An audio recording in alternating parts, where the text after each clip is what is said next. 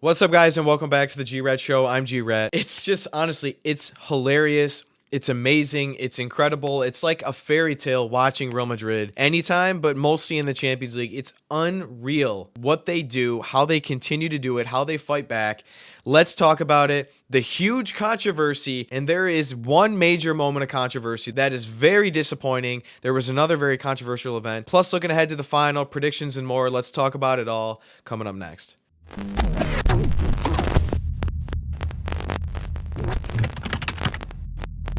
So first of all, congrats to Madrid on a fantastic season. I'm a Barcelona fan at heart. I support other teams too, other players. There's players on both teams I like. I thought it'd be cool to see a Bayern and Dortmund final, but Real Madrid, honestly, I did not think they were going to have a very great season. Obviously, they're going to be good. They always are. I didn't think they'd win La Liga this much. I didn't think they'd be winning the Champions League. I didn't even think they'd make the Champions League final. Just because they lose Benzema, their first season without him. Bellingham, he's coming in, he's young, first season with the club. I just didn't see it. And Carlo Ancelotti, this is proving how great of a manager he is, and what he's doing with this Real Madrid team is absolutely insane. For them to keep this energy and this passion, even being one goal down in the Champions League semifinal with minutes left in the match, and to still win, it's hard to hate on Real Madrid. It's hard to say anything bad about them, I'll be honest. Now, from a neutral perspective, I will say I think the outcome was well deserved. As unlucky as it was, and there was controversy, I think Real Madrid, for most of the match, the possession was somewhat even. I think it was like 56 to 44% in favor of Madrid. But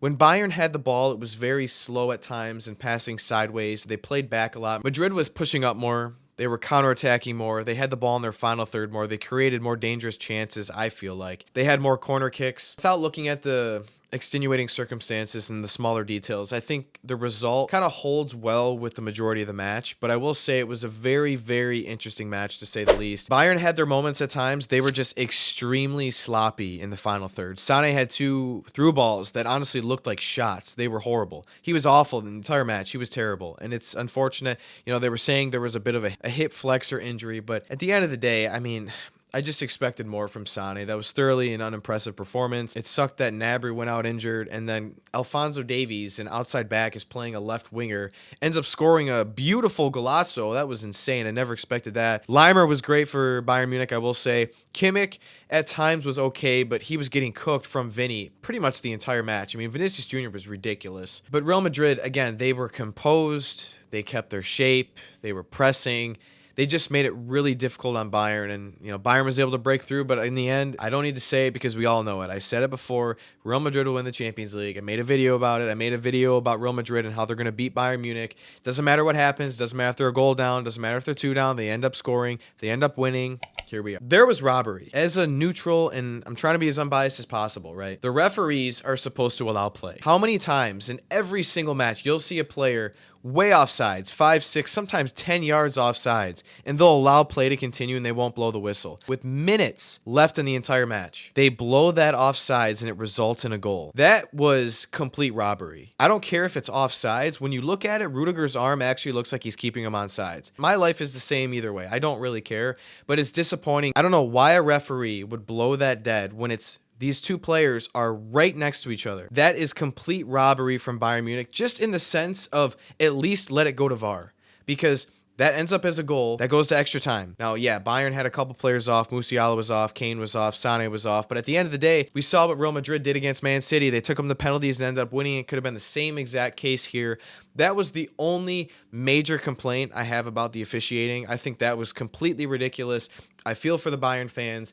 And even as a Madrid fan, I want to hear what you guys have to say about this down below, because you have to agree that the fact that that whistle was blown so early was very, very strange, and it should have been called. I'm just disappointed with that because they always let play on in offside situations, and then it's the Champions League semifinal on top of that.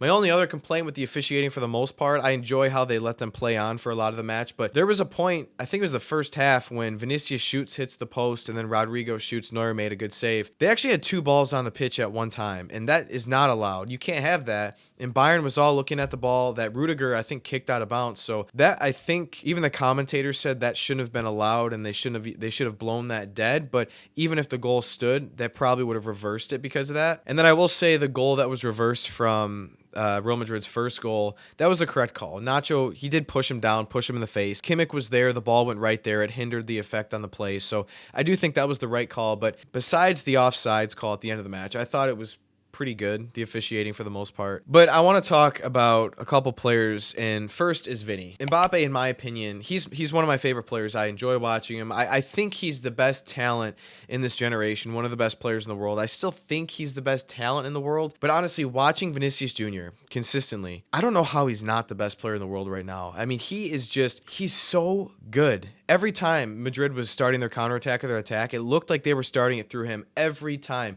on the left-hand side, and he kept beating Kimmich every single time. He was beating other players. He had 2-3 players on him. He would cross the ball in a dangerous position, and they almost scored. Like, he was the best player. I think he was the man of the match. He always comes up in these huge matches for Real Madrid. And to be honest, I think from a productivity standpoint and a contribution to your team standpoint, I think we have to give it to Vinicius that he might be the best player in the world at this moment. We got to see more from him for Brazil on the international stage, but from a club standpoint, where we're at right now, I think I have to give it to Vinicius. So let me know what you guys think about that. And then again, I'm going to be critical. And people hate on me for it, and that's fine.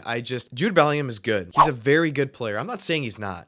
I just don't get the hype. I don't get it at all. I think he's a good player. He made a couple nice tackles in the match. He hustled a couple times in the match and made a couple nice slide tackles when Bayern was trying to clear the ball. I did notice that, but he lost the ball a lot. He complains a lot. He's on the ground a lot. He's crying a lot. And to be honest, in his 4 biggest Champions League matches with Real Madrid, his 4 biggest games of his career, basically, for Real Madrid, this match, last leg against Bayern, then both against City, let's be honest, he really wasn't that impactful. He wasn't. I think the fact that he scored a good amount of goals the first half of the season, I don't know if it's his PR, if it's Madrid PR, if it's England PR, I don't know what it is, but everyone's hyping him up to seem like he's this, Cristiano Ronaldo superstar, the next Zinedine Zidane. I mean, I think we have to be a little realistic. He's a good player, and he's really mature in the way that he plays, but I just don't see all the hype. And in these big matches, I'm just unimpressed with his play. I mean, him and Kroos and Valverde are on the pitch the entire match. Kroos gets subbed off. Valverde gets subbed off. I think Valverde was off when Real Madrid scored their last 2 goals. But Modric comes on,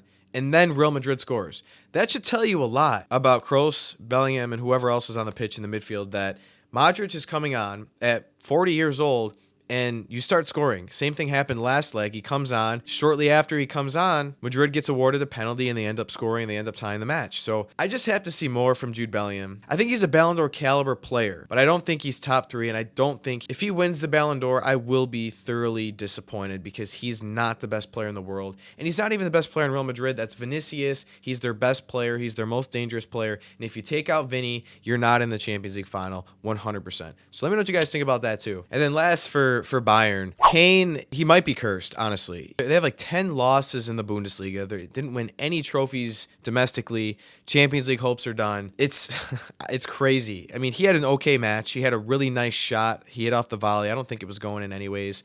He had a couple other chances. He missed the net on a couple of them, but the great assist he had to Alphonso Davies. But he might be cursed. I feel for Harry Kane because I said it before these matches that he needs to drop back more, which he usually does, right? He's more of a false 9. He doesn't really stay up high like Haaland does.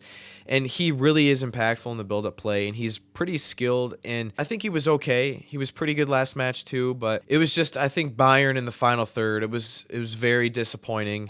A lot of bad passes, a lot of bad mistakes. They didn't look like they were on the same page. Unfortunately, Neuer makes an awful mistake on the first goal. I don't know how he doesn't save that. I get it. It hit the ground before, but I mean, you're a professional keeper, arguably the best of all time. You got to punch that out. You got to do something. And then the poor marking on Joselu and allowing him to get the rebound right in front of you. It was disappointing from Bayern. And then the second goal, it looked like Neuer gave up before he even shot the ball. It was bad marking there too. It was, again, all the props to Madrid for getting it done, but from a Bayern standpoint, it's sloppy.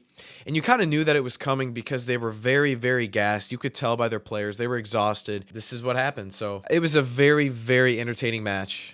It never disappointed. Didn't disappoint in either leg. I definitely was waiting for Madrid to score. I didn't think they were going to win in normal time. But let me know how you guys felt about that match and if you thought Madrid was worthy to make it to the final. And then looking ahead to the final, Dortmund versus Real Madrid. Again, you never know, but it's going to be 2-3-0. maybe 3-1 Real Madrid. This is like a very non-exciting match. It's just, I'm not even looking forward to it, to be honest. PSG, I think they got exposed. I mean, they're not as good as I think they were. People were hyping them up because they beat Barca, but Barca had 10 men. Barca would have been in the semifinal if they had 11 men. And PSG, they got outclassed by Dortmund. And, it would have been more exciting because Mbappe and the potential transfer. But honestly, do we really think that Dortmund has a real chance to beat Madrid? I mean, there's always a chance. They shut down Mbappe for both legs. Maybe they can shut down Vinicius, but I don't see it happening. I'm predicting 2-0 Real Madrid. Let me know what you guys think down below. Congratulations to Real Madrid on what I'm looking at is a 3 huge trophy season. I feel bad for Bayern, but let me know what you guys think down below. If you guys made it this far, I appreciate you guys sticking around and watching. If you liked the video, don't forget to like this video and subscribe, and hope to see you guys back here next time on the G-Red Show.